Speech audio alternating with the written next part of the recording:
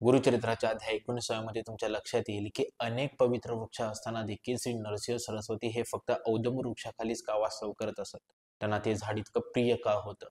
तर पूर्वी भगवान विष्णूंनीही भक्त प्रल्हादाचे रक्षण करण्यासाठी नरसिंहाचा अवतार धारण केला होता व प्रल्हादाचा हा छळ करणाऱ्या हिरण्यकशिपूचे पोट त्यांनी आपल्या नखांनी फाडून त्याला ठार मारलं होतं. तेव्हा हिरण्यकशिपूच्या हा पोटातील कालकोट असे विष भगवान नरसिंहांच्या बोटांना व नखांना लागले आणि याचमुळे भगवान नरसिंहांच्या हा नखांची आग होऊ लागली. तेव्हा भगवान नरसिंहांच्या हा नखांची आग शांत करण्यासाठी लक्ष्मी माता औदुंबराची फळे घेऊन आली व त्या औदुंबराच्या फळ्यामध्ये नरसिंहांनी आपली नखे बुडवली व त्यानंतर नरसिंहांच्या नखांची आग शांत झाली. त्यावेळी प्रसन्न झालेल्या लक्ष्मी मातांनी भगवान नरसिंहांनी औदुंबराला वर दिला की हे औदुंबरा, तुला सदैव खूप फळे येतील. तू कल्पवृक्ष या नावाने ओळखला जाशील. जे लोक तुझी सेवा करतील ना, त्यांच्या सर्व कामना पूर्ण होतील. जे लोक तुझ्या छायेत बसून जप तप अनुष्ठान करतील त्यांना अनंत पुण्याची प्राप्ती होईल. ते लोक ज्ञानी होतील. त्यांचे सर्व मनोरथ सिद्धीला जातील. या कलियुगात तू कल्पवृक्ष म्हणून ओळखला जाशील.